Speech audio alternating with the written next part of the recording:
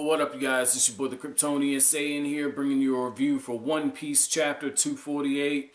Gotta say this, man. Once again, excellent world building, 5 out of 5 chapter. And I have to say, part of the reason why I found this so enjoyable is it opens up with the Sky Knight talking to Conis and her father, and he gives them a history lesson, if you will. It's like, well, you sit down right here. Let me tell you a tale about pirates, how they act on the Blue Sea.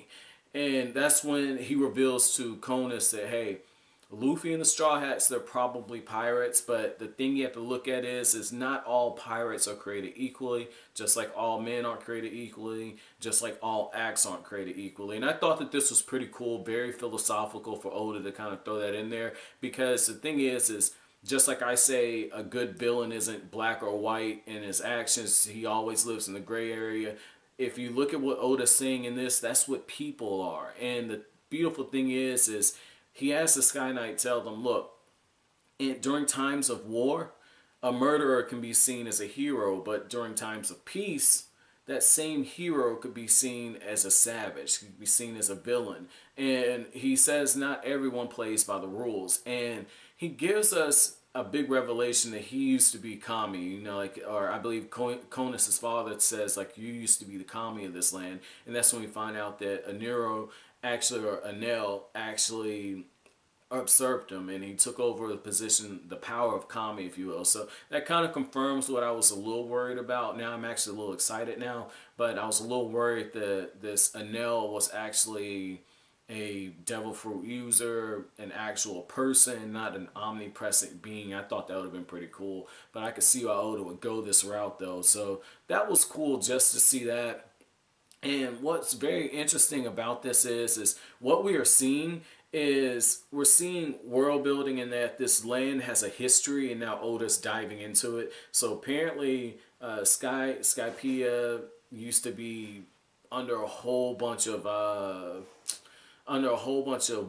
There are different factions. One of those factions now is trying to take out Enel, take his power away. And we actually see that the Sky Knight, the way that he tried to govern, he tried to appease. And it really goes back to something else. You know, I've talked about this before, but, you know, Oda's kind of pulled in some different history lessons, if you will. And the approach that he's taking is similar to what happened I believe before World War II, where Britain and France, they were trying to appease Hitler, and they're giving him the lands that he wanted, the countries, saying you can annex them, and he never stopped. And so I could see a similar approach kind of taken forward here. I thought it was interesting that, you know, Oda said 200 years ago that the Sky Knight used to be Kami, because 200 years ago was when that ship like fell from this, well, not fell from the sky, but like that map was over 200 years. And I feel like there's a connection to the ship. And then you have Chopper, you know, Chopper's on the ship's being destroyed, and the Sky Knight goes to the ship. I mean, it's very subtle connections, but I can see it all kind of interweaving. You know, you hear me talk a few times about, you know, funneling, where you have different plot points all over here and here and here, and then as the story starts to get towards the climax. I don't think we're in the climax now, but as the story starts approaching the climax, even if you're just beginning, you funnel it in, everything hits towards the end, and then you get your resolution. So I feel like Oda's starting the funneling process now. Different things we've seen, he's reaching back for, and he's starting to connect it all in. So very good. This is why I prefer to actually review these chapter by chapter instead of just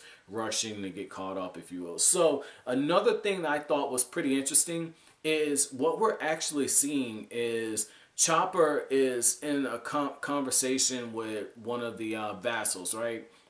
And he tells him, like, because Zoro and the others left, you know, there must be a sacrifice. And he actually breaks it down for him. He says, if you're in one of the dominions of one of the 4 vassals, we can't hunt there, but when you're here, it's fair game.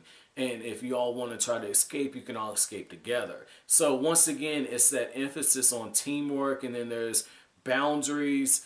Even with the 4 vassals, that's teamwork in that they have a set upon, you know, group of rules that they have, and they all are continuing to observe this. So in a way, that's teamwork as well. So I like this. I feel like this might be the chapter where, or not the chapter, the arc where the Straw Hats, they grow up. So I'm loving this right here. Now another thing that I thought was pretty interesting is one of the vassals tells Chopper, hey, you want to live, but you're too weak to take the power to live. You don't want the ship to be destroyed. You don't want this. You don't want that. You're pretty spoiled. I hate people like you. And the thing is it's Oda right there telling us two things. The way life works is you only get what you're in position to leverage yourself for. And in this case, Chopper has no leverage. That's why when you look at how the panels are drawn, when Chopper is being talked to, the vassal is on a higher level than him. It just shows that he holds all the leverage. That's why I enjoy Oda, and that's why I get on to him when there's certain things, like, because he's a very intelligent writer, very intelligent author, very intelligent mangaka, and panel placement with Oda is very key because he does do certain stuff on purpose more so than other mangaka. Like, it's very important to just pay attention to how different things are arranged. That's why, like, I point out the Nami thing. I was like, if he's feeling pressure to, do something female characters, look, Nami's right in the center. Oda didn't do this on purpose. It's the same thing. Chopper wasn't on the bottom for no insignificant reason. So this was really good. I like how when the Sky Knight shows up, he immediately starts throwing down with this guy, gets upper hand on him. As the vassal's trying to retreat, he's like, man, this is going to be tougher than I thought. And the chapter ends off with the Sky Knight landing a pretty good blow on him. And Chopper's like, the Sky Knight is, and dun dun dun dun dun. Like, so that's pretty cool just to see that, because just very quickly he shows up and gets into it.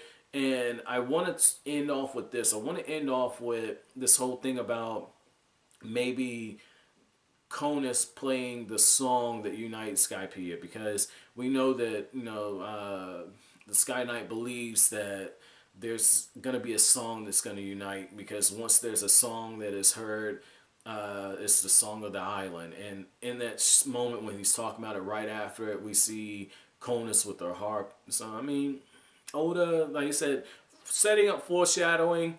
But knowing Oda with this pacing, we might not see that shit for like another 100 chapters. But I think I'm exaggerating on 100 chapters. But I mean, I could see this taking place later on. My chapter question for you all is going to be fairly simple. What was your favorite moment in this chapter?